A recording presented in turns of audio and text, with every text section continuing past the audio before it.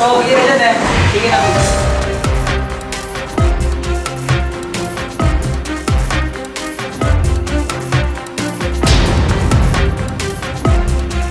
Very good morning बोलो।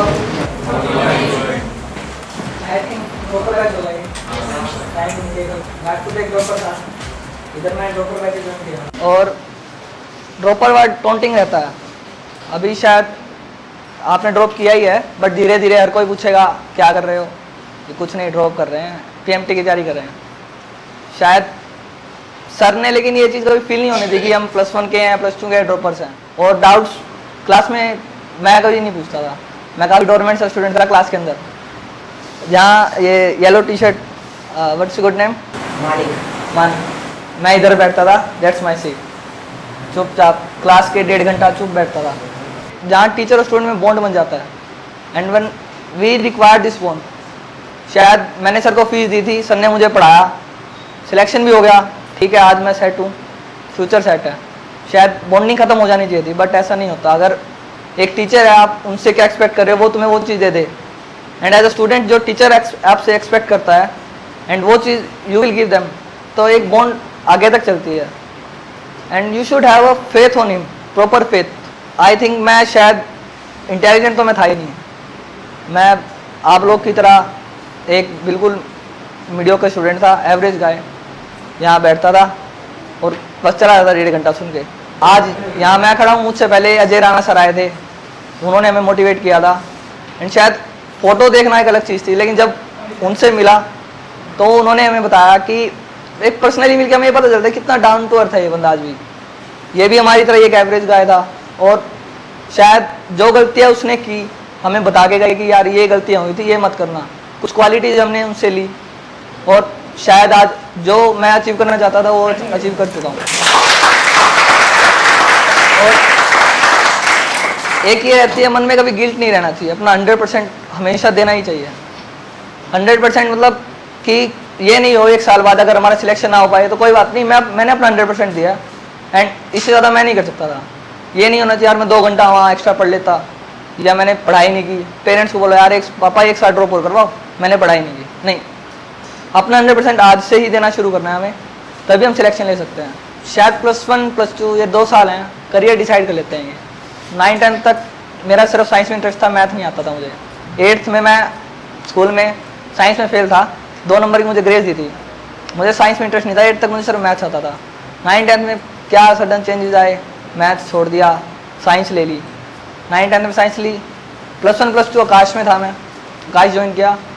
कुछ knowledge नहीं, मेरे घर में मतलब दूर दूर तक किसी ने आज तक मेडिकल स्ट्रीम नहीं ली थी, कोई आइडिया नहीं है क्या कंपटीशन है। AIPMT और एम्स 2 नाम पता थे बस, इसके अलावा और भी एग्ज़ाम्स होते हैं, BHU, जिपमर, कुछ बिल्कुल भी स्लाइड नॉलेज भी नहीं थी मुझे। दोस्तों के साथ हाँ भी आकाश में चलते हैं, चलो भी आकाश में चलो, फीस इतनी देनी है, फीस दे दी, क्लास में जाके बैठना है, बैठ गए।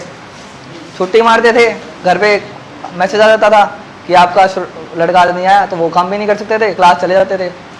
डाउट्स का टाइम था, और वहाँ क्या रहता है, टीचर्स की 9 से 5 जो शिफ्ट है वो रहती है, या 10 से 7, उसी शिफ्ट में वो टीचर्स वहाँ रहेंगे। उनमें उसको क्लासेस भी लेनी होती है टीचर्स को, उसी में लंच भी है उनका, टी ब्रेक भी है, तो डाउट्स के लिए इतना टाइम वो नहीं दे पाते। जो थोड़ा बहुत डाउट का टाइम मिलता है उसमें इंटेलिजेंट स्टूडेंट तो थे बैच के हो जाते हैं, काफ़ी हाई लेवल के डाउट्स पूछने लग जाते हैं। मेरे को खुद को हो जाता है यार क्या डाउट पूछूंगा मैं, टीचर भी हंसेंगे, साथ वाले हंसेंगे, डाउट्स लिए ही नहीं कभी।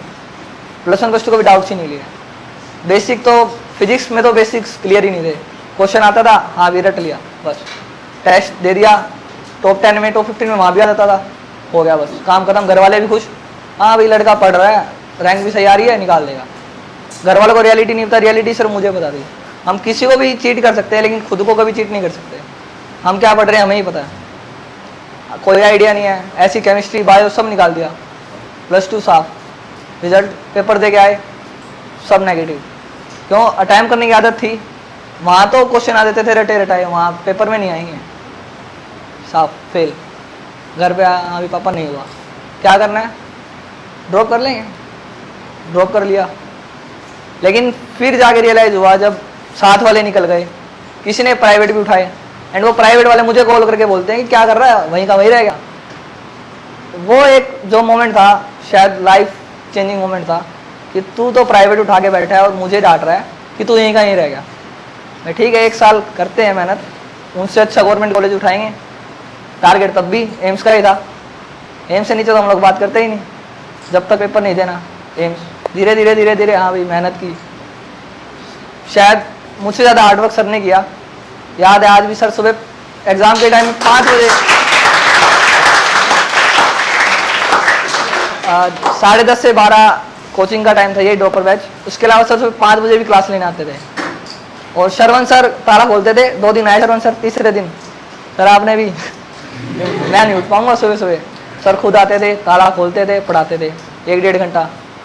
वो एक रहता है कि अगर टीचर को सिर्फ फीस से ही मतलब होता है तो वो मुझे 10:30 से 12 पढ़ा के उनका काम खत्म था। बट वो सुबह भी आते थे और रात को कई बार मैं यहाँ से 9:30-10 बजे निकलता था, लाइट जलती मिलती थी इंस्टीट्यूट की। सोचता भी था सर सोते नहीं है, सर की कोई पर्सनल लाइफ नहीं है, सब कुछ इधर ही। और ऐसी शाम को भी मैं बायो की कोचिंग लेने जाता था और आते हुए सर से कभी डाउट्स ले लिए, कभी कुछ ले लिया, तो हर टाइम इंस्टीट्यूट में। शायद मुझसे ज़्यादा हार्डवर्क सर ने किया मेरे लिए।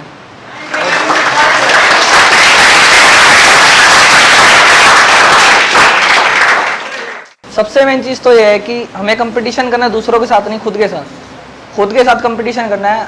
क्योंकि जो पीएमटी हम दे रहे हैं ये कोई कुश्ती नहीं है, मतलब दूसरों की टांग खींची और खुद जीत गए, दूसरों को गिरा दिया।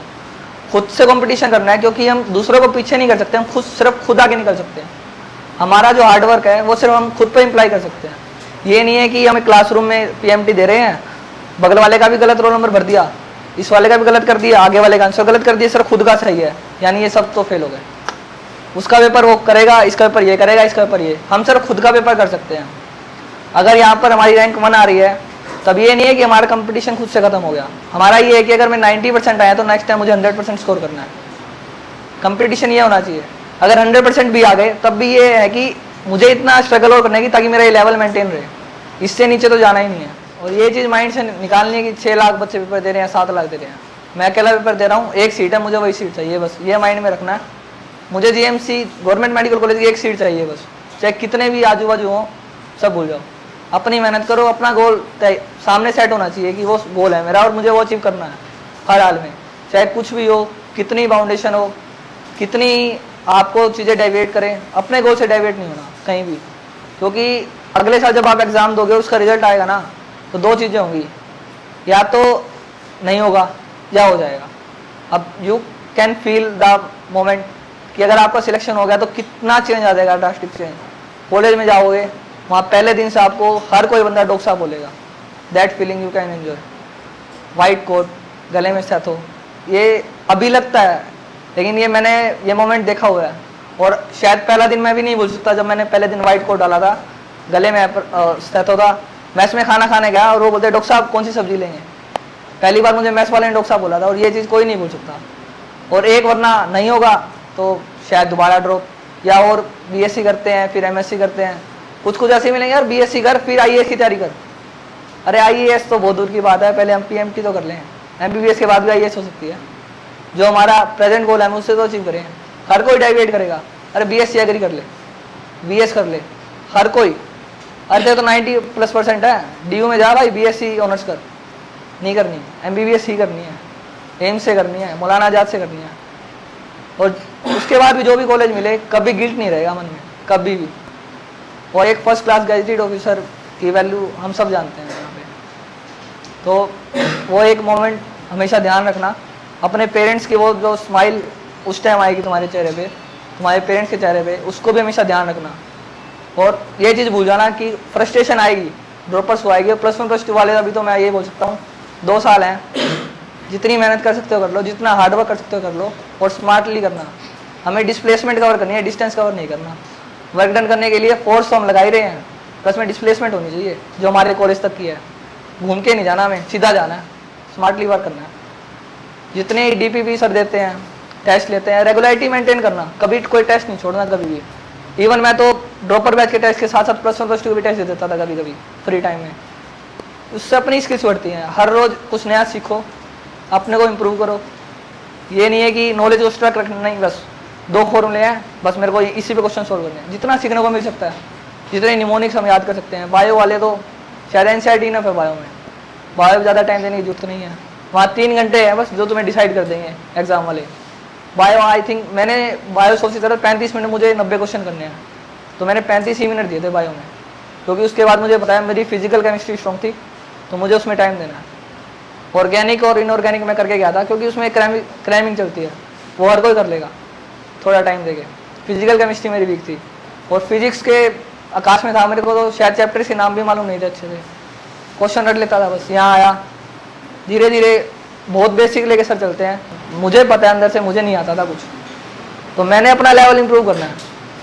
अपना लेवल इंप्रूव करो, सर की डीपी भी सोल्व करो। उसके बाद सर ने, मैं सर के बाद पर्सनली सर ने मुझे डीसी पांडे दी, उसके क्वेश्चन दे देते थे, एचसीवी के दे देते थे, एचसीवी सर क्लास में भी सोल्व करवाते थे।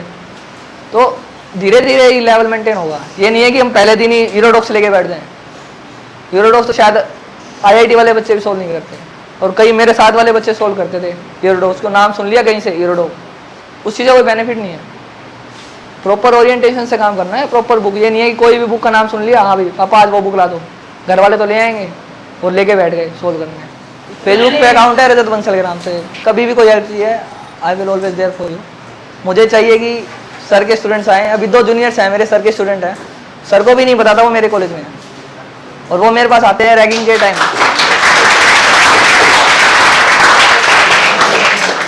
At the time of ragging में आते हैं, डॉक्टर साहब आप डीके गोल सर के पास पढ़े हो? मैंने कहा हाँ।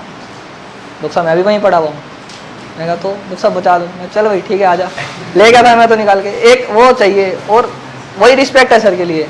वरना अगर मेरे पेरेंट्स का भी कॉल आता है कि वो बच्चा आया है फलाने दोस्त का है तो है, रैगिंग तो होगी उसकी, लेकिन एक टीचर की रिस्पेक्ट होगी। मेरे ये नहीं चाहिए कि वो सर के पास आके बोले सर आपको स्टूडेंट था तो चलो मेरा सीनियर और मेरी रैगिंग लेता है, ये नाम नहीं चाहिए हमें, ठीक है ना। मैं चाहता हूँ तुम भी आओ आगे, मेरे से मिलो, सर के स्टूडेंट हो हमेशा, I will be there.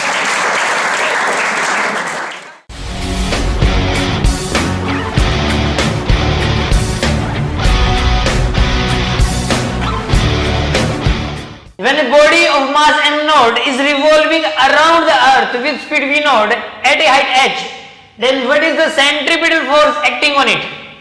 Question है कि एक बॉडी है m नॉट मास की, वो अर्थ के चारों तरफ, क्वेश्चन है कि एक बॉडी है m नॉट मास की, वो अर्थ के चारों तरफ घूम रही है v नॉट की स्पीड से h की हाइट पर, अर्थ के सरफेस से h की हाइट पर। तो आपको यह बताना है कि उस बॉडी पर कितना सेंट्रीपिटल फोर्स लगेगा। तो इसका आंसर है m not v not square divided by r e plus h। What is orbital velocity, what is its value in case of earth? इसका आंसर है एक सैटेलाइट को किसी प्लेनेट के चारों तरफ सर्कुलर पाथ पे घुमाने के लिए जो कम से कम वेलोसिटी देनी पड़ेगी, उस कम से कम वेलोसिटी को ही कहेंगे ऑर्बिटल वेलोसिटी। अर्थ के केस में ऑर्बिटल वेलोसिटी होती है कैपिटल जी की टर्म्स में होती है gme upon re plus h पूरे का अंडर रूट। यहां पे m है मास ऑफ अर्थ, r है रेडियस ऑफ अर्थ, और h है उस सैटेलाइट की अर्थ के सरफेस से जो हाइट है, और स्मॉल जी की टर्म्स में होती है g into re plus h पूरे का under root. What is the kinetic energy of a satellite of mass m naught revolving around the earth at a height h on the circular path? Question है कि एक satellite है जिसका मास है m not, और वो अर्थ के चारों तरफ सर्कुलर पाथ में घूम रहा है अर्थ के सरफेस से h की हाइट पर। आपको यह बताना है कि उसकी काइनेटिक एनर्जी कितनी होगी। तो इसका आंसर है half gme m not upon re plus h। What is the potential energy of a satellite of mass m naught revolving around the earth at a height h on circular path? Question है कि एक satellite है जिसका मास है m not, वो अर्थ के चारों तरफ सर्कुलर पाथ में घूम रहा है और उसकी अर्थ के सरफेस से हाइट है h। आपको यह बताना है कि उसकी ग्रेविटेशनल पोटेंशियल एनर्जी क्या हो जाएगी। तो इसका आंसर है minus gme m not upon re plus h। What is the total energy of a satellite of mass m naught revolving around the earth at a height h on circular path? Question है कि एक satellite है जिसका मास है m not, वो अर्थ के चारों तरफ सर्कुलर पाथ में घूम रहा है अर्थ के सरफेस से h हाइट पर। आपको उसकी टोटल एनर्जी बतानी है। तो इसका आंसर है -12 GME m not upon Re plus H। What is the relation between potential energy and kinetic energy of a satellite revolving on a circular path around a planet? Question है कि एक satellite है जो कि एक planet के चारों तरफ सर्कुलर पाथ में घूम रहा है, उसकी काइनेटिक एनर्जी और पोटेंशियल एनर्जी में रिलेशन बताओ। तो इसका आंसर है kinetic energy is equal to minus of potential energy by 2। What is the relation between potential energy and total energy of a satellite revolving on a circular path around a planet? Question है कि एक satellite है वो एक planet के चारों तरफ circular path में घूम रहा है, आपको उसकी टोटल एनर्जी और पोटेंशियल एनर्जी में रिलेशन बताना है। तो इसका आंसर होगा total energy is equal to potential energy by 2। What is escape velocity, what is its value? इसका आंसर होगा minimum velocity given to an object to remove it from Earth's gravitational field। देखिए इसका answer होगा कि एक object को अर्थ के gravitational field से बाहर करने के लिए जो कम से कम वेलोसिटी देनी पड़ेगी उसे ही एस्केप वेलोसिटी कहेंगे। एस्केप वेलोसिटी की वैल्यू अर्थ के केस में हो जाएगी कैपिटल जी की टर्म्स में हो जाएगी √2 GME upon Re plus H और स्मॉल जी की टर्म्स में हो जाएगी √2 G Re plus H। What is the minimum velocity given to an object from the Earth's surface so that it never come back? एक object को अर्थ के surface से कम कितनी वेलोसिटी दें कि ये कभी वापस ना आए, यानी कि अर्थ के ग्रेविटेशनल फील्ड से बाहर चला जाए। तो इसका आंसर है 11.2 किलोमीटर पर second. What is binding energy? इसका आंसर होगा minimum energy required to remove a satellite revolving around a planet is called binding energy। इसका आंसर होगा एक सैटेलाइट है वो एक प्लेनेट के चारों तरफ घूम रहा है, उस सैटेलाइट को उस प्लेनेट के ग्रेविटेशनल फील्ड से परमानेंटली रिमूव करने के लिए जो कम से कम एनर्जी देनी पड़ेगी उस कम से कम एनर्जी के अमाउंट को कहेंगे बाइंडिंग एनर्जी। बाइंडिंग एनर्जी की वैल्यू हमेशा ही नेगेटिव ऑफ टोटल एनर्जी के बराबर होती है। How the rate of change of gravitational field changes with the height from the earth surface? Question है कि जैसे जैसे हम अर्थ के सरफेस से ऊपर जाते हैं तो rate of change of gravitational field किस प्रकार से चेंज होगा? तो इसका आंसर है remains constant. How the pressure below the earth surface changes with depth? Question है कि जैसे जैसे अर्थ के सरफेस से हम नीचे जाते हैं तो प्रेशर की वैल्यू किस प्रकार से चेंज होगी? तो इसका आंसर है इंक्रीजेस। क्वेश्चन है if gravitational field eight height x from the earth surface and at depth x from the earth surface is same then what is the value of x? Question है कि एक position है अर्थ के surface से x height पर और एक दूसरी पोजीशन है अर्थ के सरफेस से x डेप्थ पर, दोनों जगह ग्रेविटेशनल फील्ड बराबर है। तो आपको यह बताना है कि x की वैल्यू क्या होगी। तो इसका answer √5r - r divide by 2। यहां पर r है radius of earth. What is mass, radius and density of अर्थ? इसका आंसर है मास ऑफ अर्थ होता है 6 × 10⁻24 kg, radius of earth 6400 kilometre और density of earth 5.5 × 10⁻³ kilogram per metre cube. What is mass, radius and density of moon? इसका answer है moon का mass होता है अर्थ के मास का 1/3, मून का रेडियस होता है अर्थ के रेडियस का 1/4 और मून की डेंसिटी होती है अर्थ की डेंसिटी की 2/3। If a person is able to jump from a height h on earth, then from what height he will be able to jump on moon? Question है कि अगर एक पर्सन अर्थ के ऊपर h की हाइट से जंप कर सकता है, तो मून के ऊपर जाकर वो कितनी हाइट से जंप कर सकता है? तो इसका आंसर है 6h। What is the vector form of Newton's law of gravitation? इसका आंसर होगा, मान लेते हैं कि दो मासेस हैं m1 और m2 और उनके पोजीशन वेक्टर हैं r1 और r2। तो ऐसे केस में force acting on m2 bye m1 हो जाएगा minus G m1 m2 divided by r2 vector minus r1 vector के मोड का cube into r2 vector minus r1 vector. यहां पर माइनस साइन इस बात को रिप्रेजेंट कर रहा है कि दोनों मासेस एक दूसरे पर अट्रैक्टिव फोर्स लगा रहे हैं। What is a satellite?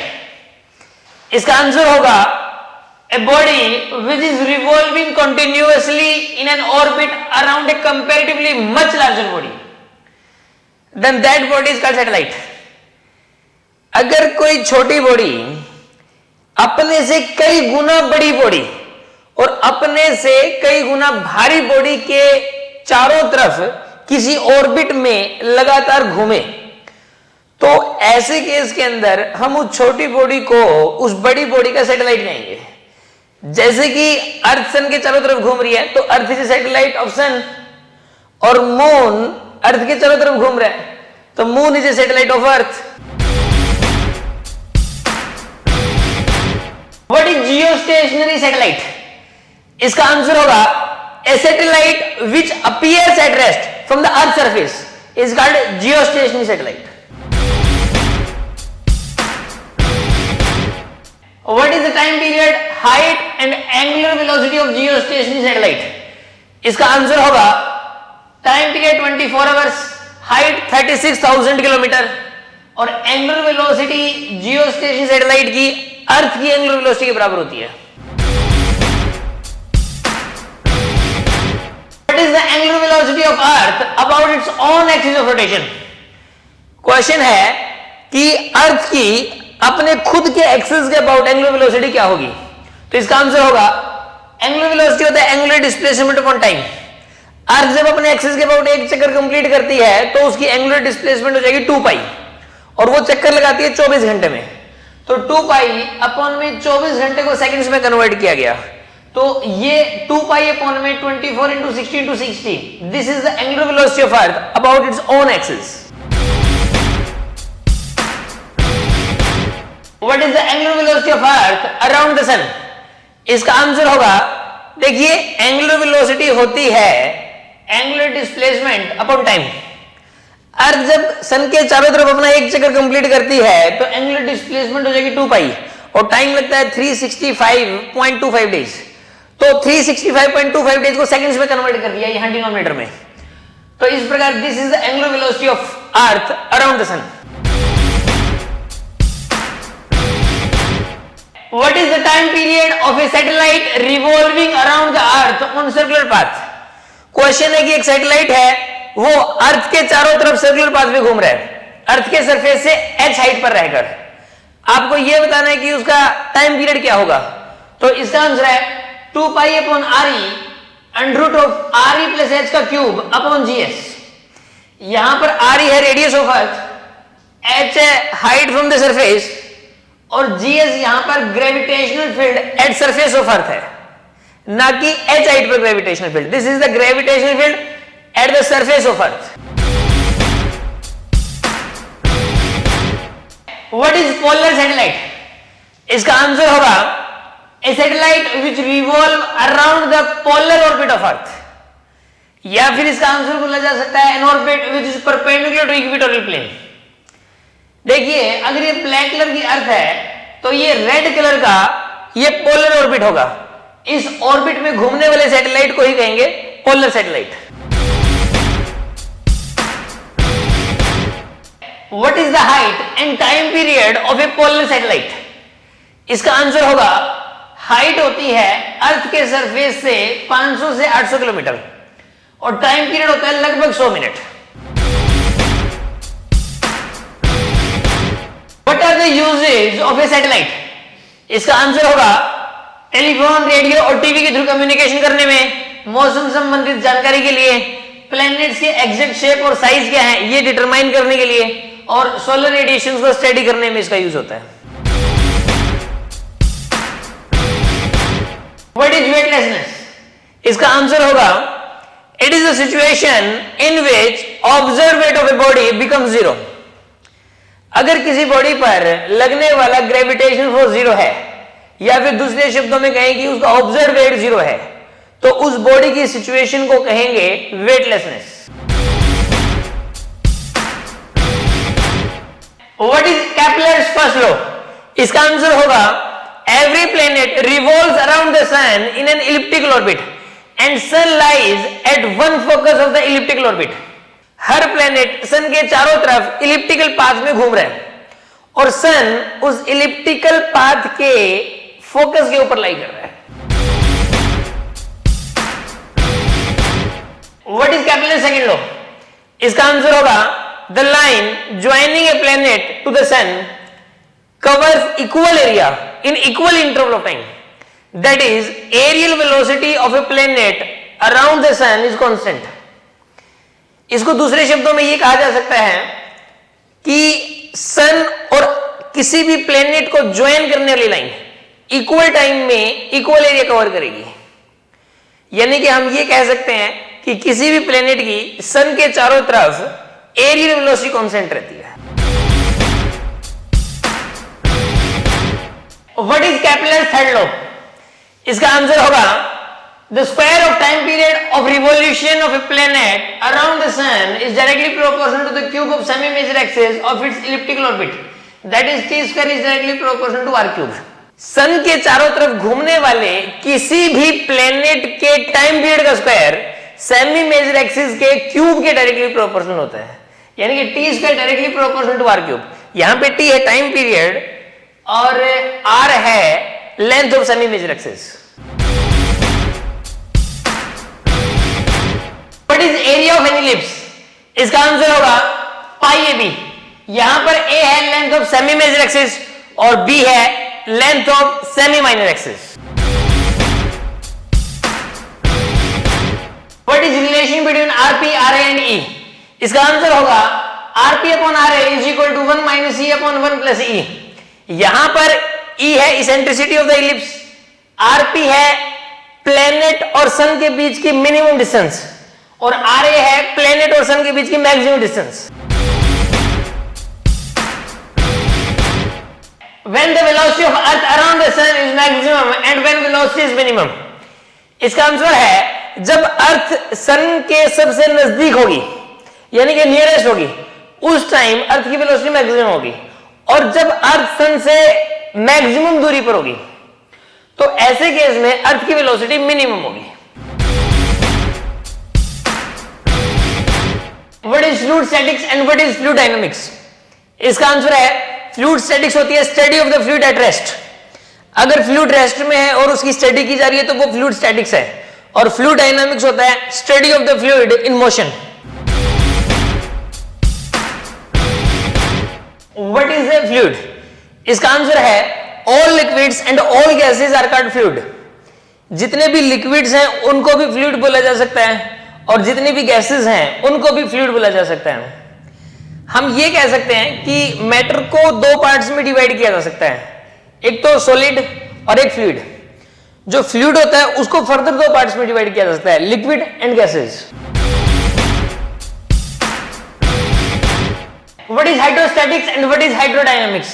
इसका आंसर है हाइड्रोस्टैटिक्स का मतलब होता है कि study of water at rest और हाइड्रोडायनामिक्स का मतलब है study of water in motion. What is density and what is its unit and dimension? इसका आंसर होगा, देखिए डेंसिटी होती है मास डिवाइड बाय वॉल्यूम और इसकी यूनिट होती है किलोग्राम पर मीटर क्यूब और इसकी डायमेंशन होती है ml की power -3। What is density of water, ice and mercury? इसका आंसर है मरकरी की डेंसिटी होती है 13.6 into 10 raised to power 3 kilogram per metre cube, water की डेंसिटी होती है 10 raised to power 3 kilogram per metre cube और आइस की डेंसिटी होती है 0.9 into 10 raised to power 3 kilogram per metre cube. What is relative density? What is its unit and dimension? इसका answer है relative density होता है density of a substance divided by density of a liquid, और इसकी कोई unit नहीं होती और कोई डायमेंशन नहीं होती। What is specific gravity? इसका आंसर है स्पेसिफिक ग्रेविटी होता है density of a substance divided by density of water at 4 degree Celsius. When a body will float, sink or remain in equilibrium in some liquid, explain on the basis of relative density. Question है कि कोई body किसी liquid के अंदर कब तो तैरेगी, कब equilibrium में रहेगी और कब वो डूब जाएगी, आपको रिलेटिव डेंसिटी के आधार पर एक्सप्लेन करना है। तो इसका आंसर ये है कि अगर रिलेटिव डेंसिटी ग्रेटर देन 1 है तो बॉडी डूब जाएगी ऐसे केस में, अगर रिलेटिव डेंसिटी लेस देन 1 है तो ऐसे केस में बॉडी फ्लोट करेगी, और अगर रिलेटिव डेंसिटी इक्वल टू 1 है तो बॉडी लिक्विड के अंदर इक्विलिब्रियम में रहेगी, ना तो वो ऊपर आएगी और ना ही नीचे जाएगी। What is thrust? What is its unit and dimension? इसका आंसर है, देखिए थ्रस्ट होता है scalar sum of all the normal forces acting on a body is called thrust. किसी भी बॉडी के सरफेस पर जो परपेंडिकुलर फोर्स लग रहे हैं उन सब का जो स्केलर सम है उसी को थ्रस्ट कहते हैं। थ्रस्ट एक स्केलर क्वांटिटी है, इसकी SI यूनिट होती है न्यूटन और इसकी डायमेंशन होती है mLt-2। What is pressure? What is its SI unit and dimension? देखिए प्रेशर होता है थ्रस्ट अपॉन एरिया। प्रेशर एक स्केलर क्वांटिटी है क्योंकि थ्रस्ट और एरिया दोनों ही स्केलर क्वांटिटी है। इसकी SI यूनिट होती है न्यूटन पर मीटर स्क्वायर, और 1 न्यूटन पर मीटर स्क्वायर को 1 पास्कल भी बोलते हैं, और इसकी डायमेंशन होती है ml-1t-2। What is the condition in which pressure at 2 points is same?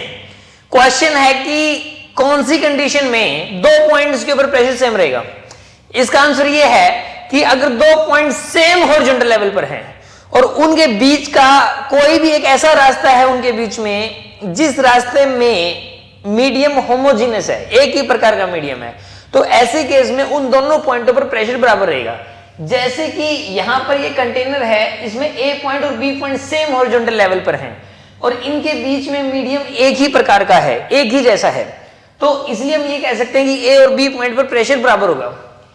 इस यू ट्यूब के अंदर ए पॉइंट और B point same horizontal level पर हैं और इनके बीच में एक ये वाला रास्ता ऐसा है जिस रास्ते में मीडियम एक जैसा है, तो इन दोनों पॉइंटों के ऊपर प्रेशर बराबर होगा। What is the pressure at vertical depth h from the surface of a liquid? Question है कि ये कंटेनर है, वो एटमॉस्फेयर के अंदर रखा हुआ है और एटमॉस्फेरिक प्रेशर P नोट। आपको ये बताना है कि सरफेस से h डेप्थ पर कितना प्रेशर होगा, तो इसका आंसर है P naught plus h rho ji.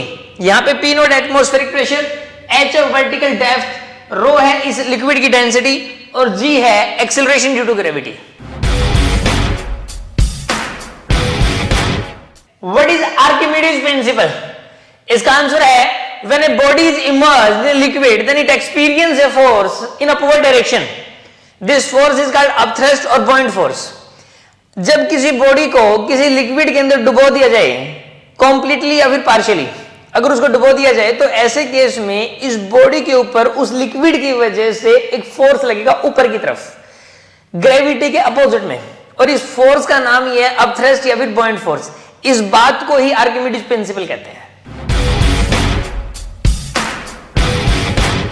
Which is the direction of buoyant force? इसका आंसर है opposite to gravity. What is the value of buoyant force? buoyant force की वैल्यू क्या होती है? इसका आंसर है buoyant force होता है रो वीजी।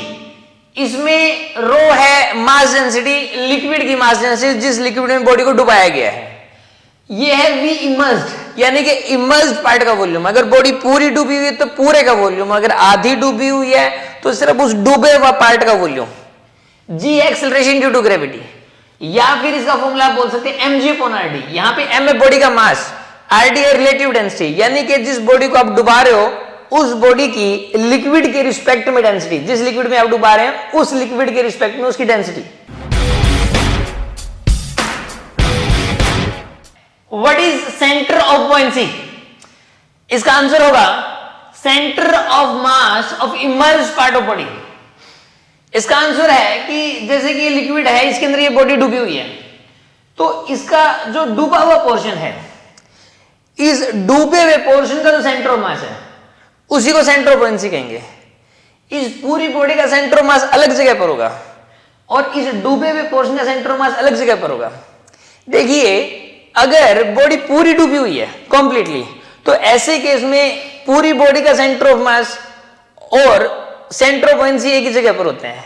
लेकिन अगर बॉडी पार्शियली डूबी हुई है तो ऐसे केस में बॉडी का सेंटर ऑफ मास और सेंटर ऑफ बुओयेंसी अलग हो जाएंगे, क्योंकि जो डूबा हुआ पोर्शन है उसके सेंटर को ही हम लोग सेंटर ऑफ बुओयेंसी बोलते हैं, और जो एफएफ लगता है, जो बुओयेंट फोर्स लगता है, वो हमेशा ही सेंटर ऑफ बुओयेंसी पर लगता है, ना कि सेंटर ऑफ मास पर।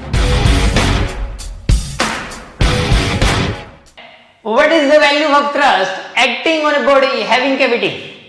क्वेश्चन है कि एक बॉडी है, उसके अंदर एक कैविटी है और वो बॉडी किसी लिक्विड में कंप्लीटली डूबी हुई है। आपको ये बताना है कि इसके ऊपर अपथ्रस्ट कितना लगेगा।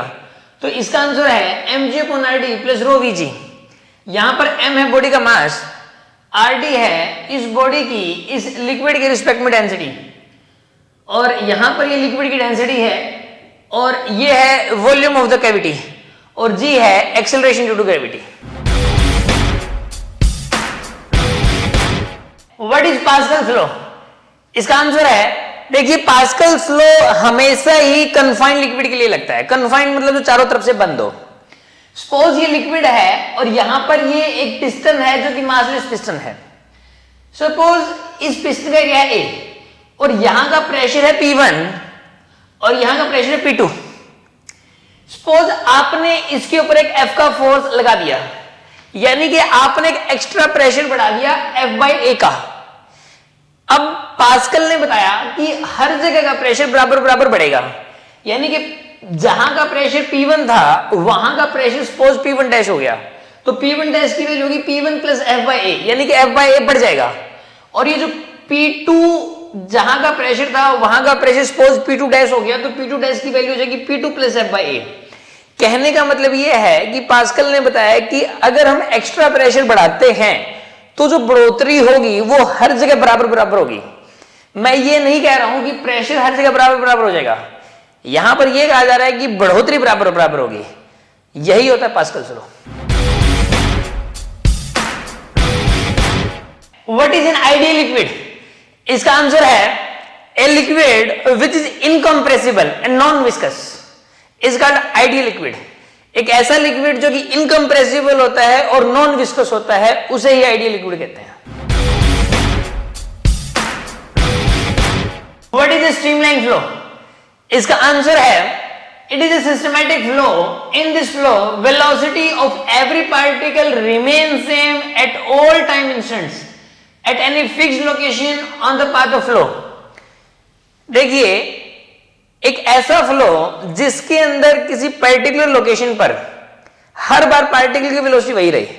कोई पर्टिकुलर लोकेशन है, वहां पर पार्टिकल की आपने कोई वेलोसिटी नोट की, थोड़ी देर बाद फिर नोट की वही वाली वेलोसिटी और उसी डायरेक्शन में है, फिर थोड़ी सी देर बाद नोट की कोई दूसरा पार्टिकल उस लोकेशन पर होगा और उस पार्टिकल की भी वेलोसिटी वही है और उसी डायरेक्शन में है, तो ऐसे फ्लो को हम कहेंगे streamline flow. What is turbulent flow? इसका आंसर है it is an unsystematic flow. In this flow velocity of every particle is different at different time instants at any particular location. इसका आंसर है ये एक unsystematic flow होता है। अक्सर ये वाला फ्लो तब होता है जब लिक्विड बहुत ही ज्यादा फास्ट मूव कर रहा हो। इस फ्लो में क्या होता है कि किसी पर्टिकुलर लोकेशन पर किसी पार्टिकल की जो वेलोसिटी है वो आपने नोट की, फिर थोड़ी सी देर बाद उसी लोकेशन पे कोई दूसरा पार्टिकल होगा और उसकी वेलोसिटी अलग होगी, और फिर कुछ देर बाद आपने उसी लोकेशन पर देखा तो कोई नया पार्टिकल है और उसकी वेलोसिटी पहले वाले पार्टिकल से अलग है, तो ऐसे फ्लो को हम लोग कहेंगे turbulent flow. What is volume flux? इसका आंसर होगा volume of liquid passing through cross sectional area of A pipe in 1 second is called volume flux. देखिए, वॉल्यूम फ्लक्स होता है जैसे कोई पाइप है और उसमें से कोई लिक्विड फ्लो कर रहा है, उसके क्रॉस सेक्शनल एरिया में से पर सेकंड कितना वॉल्यूम ऑफ वाटर पास कर रहा है, उस वॉल्यूम ऑफ वाटर को ही हम लोग वॉल्यूम फ्लक्स कहेंगे। हम लिख सकते हैं dv by dt is equal to a into V. यहां पर v वॉल्यूम है, यानी कि rate of change of volume, इसी को dv by dt को ही वॉल्यूम फ्लक्स बोलते हैं। और यहां पर a है area, cross sectional area of the pipe, और v है velocity of liquid. What is mass flux? इसका आंसर होगा mass of liquid passing through cross sectional area of A pipe in 1 second is called mass flux. देखिए मास flux होता है जैसे कि कोई भी पाइप है, उस वाले पाइप में से लिक्विड फ्लो कर रहा है, तो उसके क्रॉस सेक्शनल एरिया में से 1 सेकंड में जितना मास ऑफ वाटर पास कर जाएगा, उस मास ऑफ वाटर को ही हम लोग कहेंगे मास फ्लक्स। हम यहां पर लिख सकते हैं dm by dt is equal to rho into a into V. यहां पर dm by dt है मास फ्लक्स, रो है डेंसिटी ऑफ द लिक्विड, और a है cross sectional area of the pipe, और v है velocity of the liquid. What is principal of continuity? इसका answer होगा volume flux passing through a pipe always remain same at all positions. देखिए अगर एक pipe है और उसमें से कोई लिक्विड फ्लो कर रहा है, तो उसकी हर जगह से पास करने वाला वॉल्यूम फ्लक्स हमेशा ही सेम रहेगा। जैसे कि यहां पर एक पाइप है, यहां पर इसका डायमीटर ज्यादा है और यहां पर डायमीटर कम है। यहां पर जो वॉल्यूम फ्लक्स है वो है A1V1, और यहां से पास करने वाला वॉल्यूम फ्लक्स है A2V2। तो यहां का वॉल्यूम फ्लक्स और यहां का वॉल्यूम फ्लक्स सेम रहेगा, यानी कि हम लिख सकते हैं A1V1 is equal to A2V2। यही होता है principle of continuity. What is pressure energy per unit volume of a flowing liquid? Question है कि एक लिक्विड फ्लो कर रहा है, उसकी pressure energy per unit volume क्या होगी? तो इसका आंसर है pressure energy per unit volume pressure के बराबर ही होगी। What is kinetic energy per unit volume of a flowing liquid? Question है कि एक लिक्विड फ्लो कर रहा है, उसकी kinetic energy per unit volume क्या होगी? तो इसका आंसर है kinetic energy per unit volume होगी हाफ रो वी स्क्वायर के बराबर। यहां पर रो है डेंसिटी ऑफ लिक्विड और वी है velocity of the liquid. What is potential energy per unit volume of a flowing liquid? Question है कि एक लिक्विड फ्लो कर रहा है, आपको उसकी potential energy per unit volume बतानी है। तो इसका आंसर होगा potential energy per unit volume हो जाएगी रो GH के बराबर। यहां पर रो है density of the liquid, G है एक्सेलरेशन ड्यू टू ग्रेविटी, और H है height of the liquid from the reference. What is Bernoulli's principle? इसका आंसर होगा kinetic energy per unit volume, potential energy per unit volume और pressure energy per unit volume. इन तीनों का सम हमेशा ही constant रहता है। या फिर हम ये कह सकते हैं कि देखो kinetic energy per unit volume होता है half rho V square, potential energy per unit volume होता है रो GH, और pressure energy per unit volume होता है P के बराबर। इन तीनों का जो सम है वो हमेशा ही कांस्टेंट रहेगा। What is velocity of a flux in case of a wide vessel? Question है कि एक वेसल है, इसमें एक लिक्विड भरा हुआ है, इसके सरफेस से एच डेप्थ पर एक होल कर दिया गया। यहां पर होल का रेडियस इस वेसल के रेडियस के कंपैरेटिवली बहुत बहुत कम है, इसलिए हम इस वेसल को बोल रहे हैं वाइड वेसल। इसमें से जो लिक्विड बाहर आएगा वो जिस वेलोसिटी से बाहर आएगा उस वेलोसिटी को कहेंगे वेलोसिटी ऑफ फ्लक्स। आपको ये बताना है कि अगर एच डेप्थ पे होल कर दें तो वेलोसिटी ऑफ फ्लक्स क्या होती है? तो इसका आंसर है √2gh। यहां पर G है एक्सेलरेशन ड्यू टू ग्रेविटी और H है सरफेस से जिस डेप्थ पे आपने होल किया है। What is the velocity of a flux in case of a narrow vessel? Question है कि एक वेसल है, इसके अंदर लिक्विड भरा हुआ है, H डेप्थ पे होल कर दिया गया। इस होल का जो रेडियस है वो इस वेसल के रेडियस के कंपेरेबल है, यानी कि उससे बहुत ज्यादा छोटा नहीं है, कंपेरेबल है, कंपेयर कर सकते हैं। तो इस केस के अंदर आपको ये बताना है कि वेलोसिटी ऑफ फ्लक्स क्या हो जाएगी। तो इसका आंसर है √2gh divided by 1 minus small a square by capital A square. यहां पर स्मॉल a है इस होल का क्रॉस सेक्शनल एरिया और कैपिटल A है इस वेसल का cross sectional area. at what depth a hole should be made in a vessel to get maximum range. Question है कि एक वेसल है, आपसे यह पूछा गया है कि इसमें सरफेस से कितनी डेप्थ पर होल करें कि रेंज मैक्सिमम हो, यहां से यहां तक की डिस्टेंस मैक्सिमम हो. तो इसका आंसर है h/2. यहां पर h है इस वेसल की total depth. When a hole is made in a vessel, then what is the reaction force exerted by flowing liquid from the hole? Question है कि एक वेसल है, अगर हम इसके अंदर होल कर दें तो इसमें से जो लिक्विड बाहर आएगा वो इस वेसल पर कितना रिएक्शन फोर्स लगाएगा. तो इसका आंसर है रो ए वी स्क्वायर. यहां पर रो है इस लिक्विड की डेंसिटी और ये जो स्मॉल ए है ये इस होल का क्रॉस सेक्शनल एरिया और वीई है velocity of flux. What is velocity gradient? इसका आंसर होगा जैसे कि यहां पर कोई लिक्विड है वो फ्लो कर रहा है, इसमें जो सबसे ऊपर वाली लेयर है उसकी वेलोसिटी है v1, जो सबसे नीचे वाली लेयर है उसकी वेलोसिटी है v2 और इस लिक्विड की जो हाइट है वो h है. तो ऐसे केस में वेलोसिटी ग्रेडियंट यानी कि dv/dh, वेलोसिटी ग्रेडियंट को dv/dh से रिप्रेजेंट करते हैं. इसका मतलब होता है rate of change of velocity with the height. इसकी वैल्यू हो जाएगी velocity of upper layer minus में velocity of lower layer divided by gap. यानी कि अपर लेयर की वेलोसिटी यहां पर v1 है, जो सबसे लोअर मोस्ट लेयर है, जो सबसे नीचे वाली लेयर है उसकी वेलोसिटी v2 और यहां पर जो गैप है सबसे ऊपर वाली लेयर और सबसे नीचे वाली लेयर के बीच का वो है h. तो हम लिख सकते हैं वेलोसिटी ग्रेडियंट को v1 minus v2 divided by h. What is SI unit in dimension for velocity gradient? इसका आंसर है SI यूनिट होती है सेकंड इनवर्स और डायमेंशन होती है m0 l0 t-1.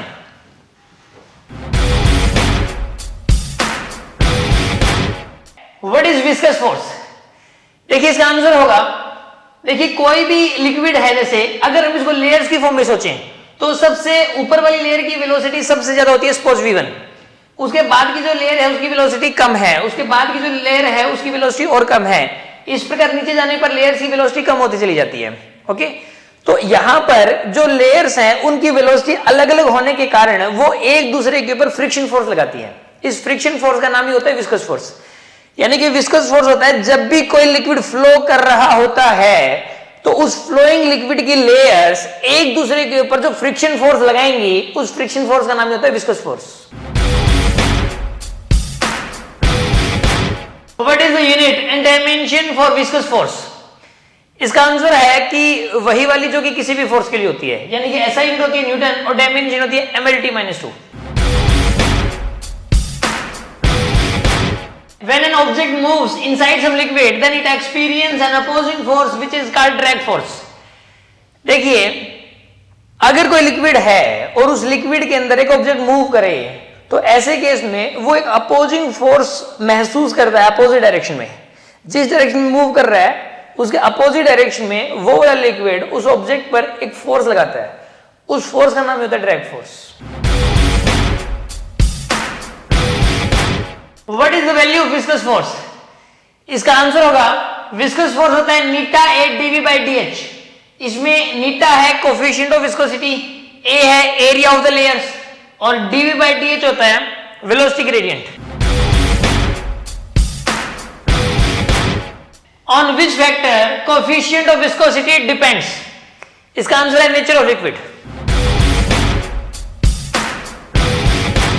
If the temperature of a liquid is increased, then how viscosity of liquid changes? Question है कि अगर एक लिक्विड है और उसका टेम्परेचर बढ़ाया जाए तो ऐसे केस में विस्कोसिटी किस प्रकार से चेंज होगी? तो इसका आंसर है कि टेम्परेचर के बढ़ने के साथ साथ विस्कोसिटी हमेशा ही डिक्रीज होती है. What is SI unit, Celsius unit and dimension for coefficient of viscosity? देखिए इसका आंसर होगा कोएफिशिएंट ऑफ विस्कोसिटी की SI यूनिट होती है किलोग्राम पर मीटर पर सेकंड, Celsius यूनिट होती है पॉइज और डायमेंशन होती है mL-1t-1.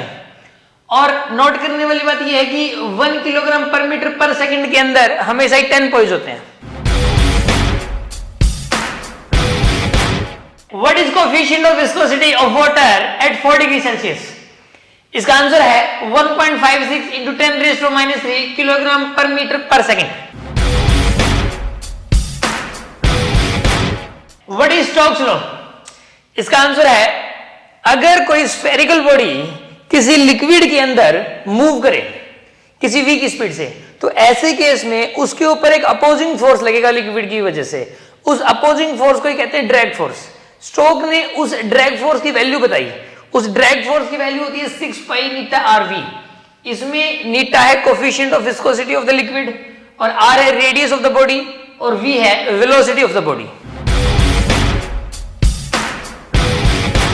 What is terminal velocity?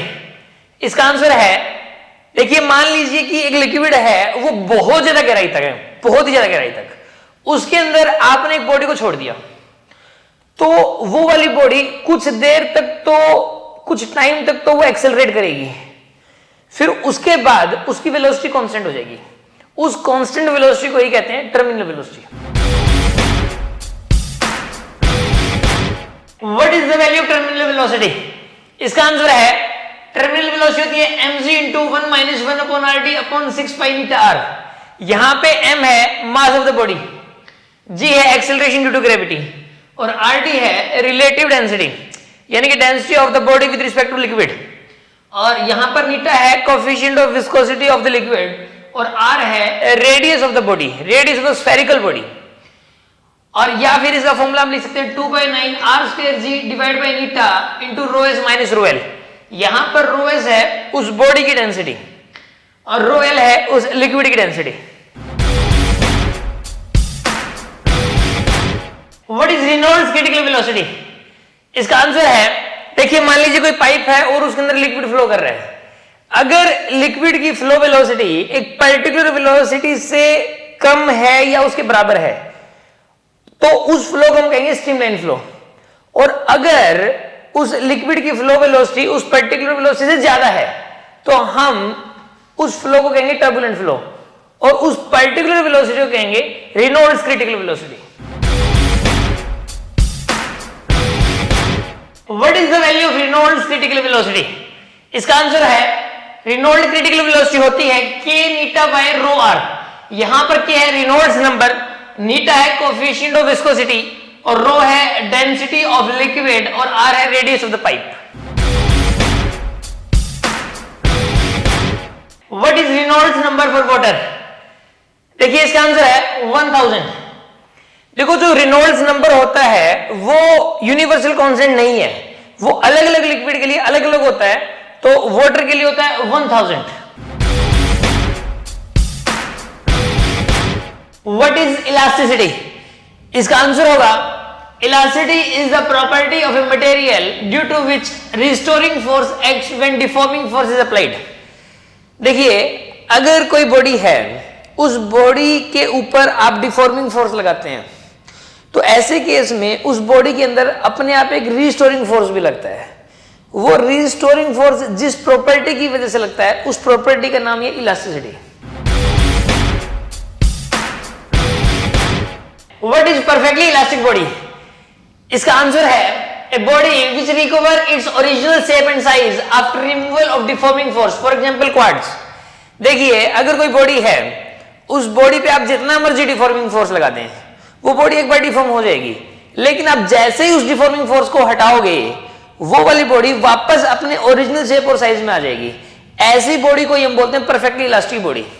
इसका जो सबसे बेस्ट एग्जांपल है वो क्वार्ट्ज है। What is perfectly inelastic body?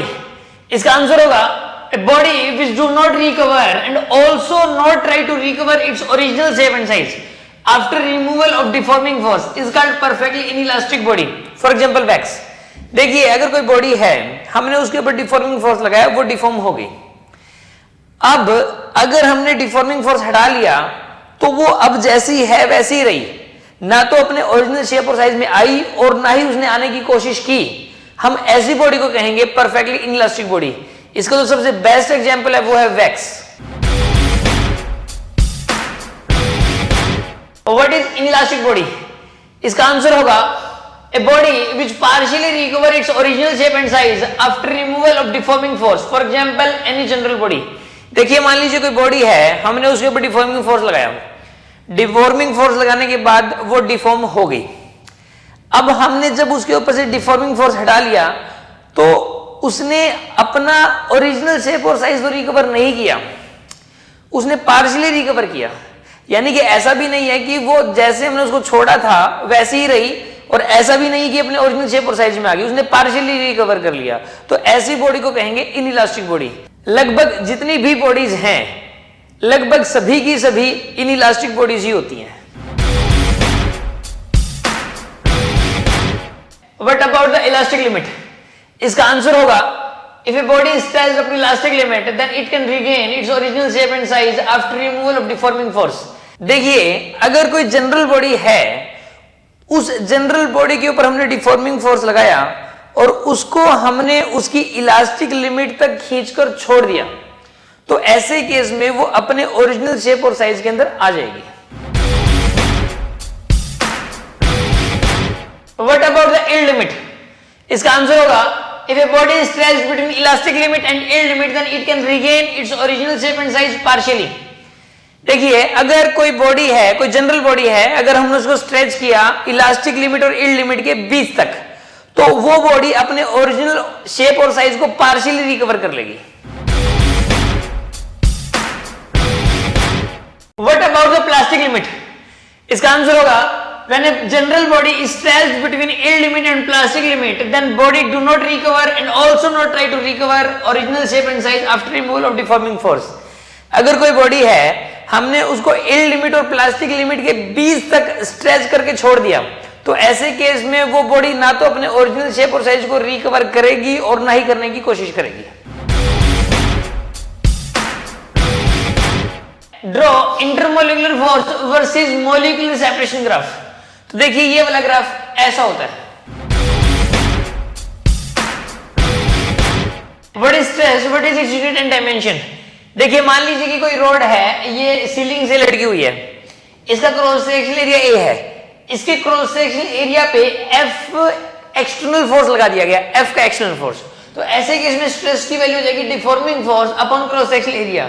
यहां पर डिफॉर्मिंग फोर्स है एफ और एरिया है ए, तो एफ बाय ए होगा स्ट्रेस। इसकी एसआई यूनिट होती है न्यूटन पर मीटर स्क्वायर और डायमेंशन होती है ml - 1 t - 2। Stress is scalar और वेक्टर? इसका आंसर है स्केलर क्वांटिटी।